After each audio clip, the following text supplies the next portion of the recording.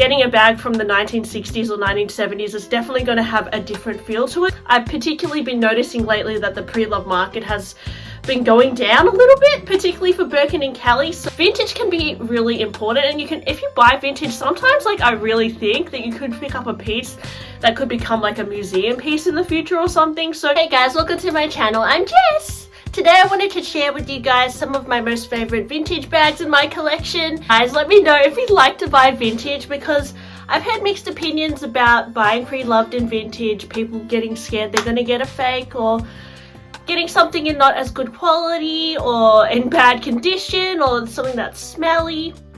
And the reason why I like vintage is because you can get things that brands don't make anymore, and I find that the quality of vintage feels a lot more substantial in many cases as well. Not only that, but vintage was where I started out collecting handbags, and I definitely think that if you love the hunt and chasing rare pieces, vintage is something that can be very appealing. So the first vintage bag I wanted to share with you guys is my Kelly 28. This is from 1991 and it's in the color Rouge Vif. I bought this from Finkel Puff, and yes, it looks like this. And then there's a little cadena on the front in a heart. I also have a Pegasus in the orange color and a heart twilly. Yes, I definitely have a lot of charms happening on this bag, but I just like the look of that. It's in the Cellier construction, and this is a Kelly 1, so you can see that there is no double hooks here.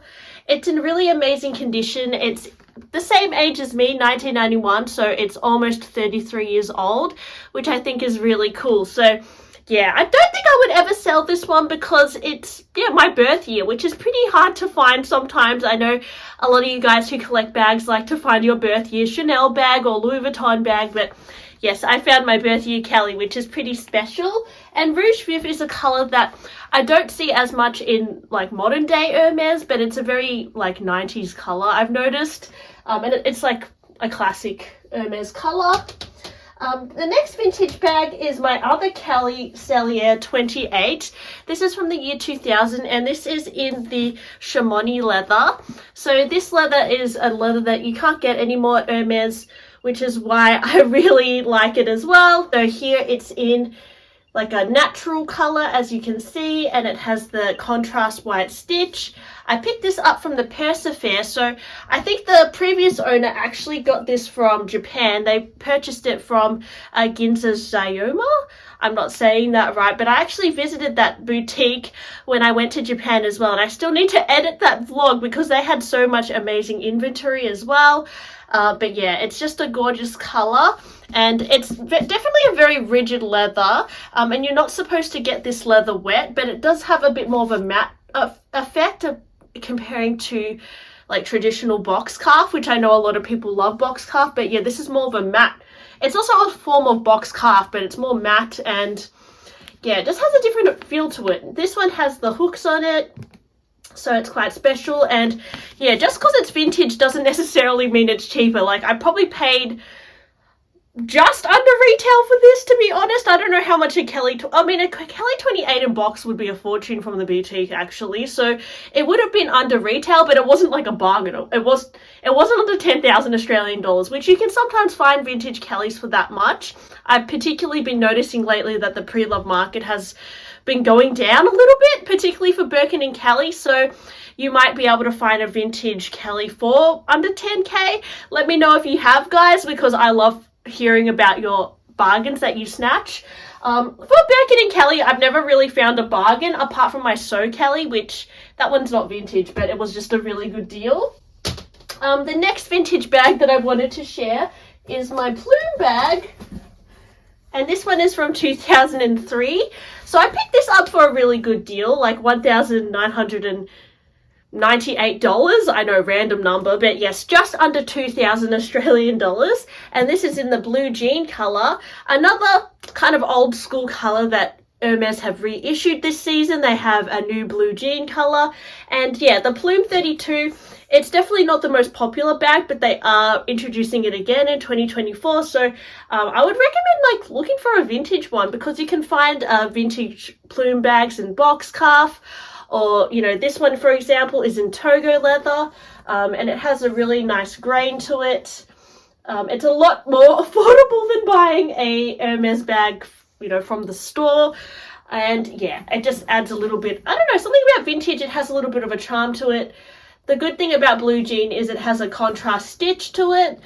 Because this is a Plume, it doesn't have the stitch around here, but if it was like a Birkin or Kelly, you might have more obvious stitching on it. It just has the bit of contrast on the handle and around the zipper here.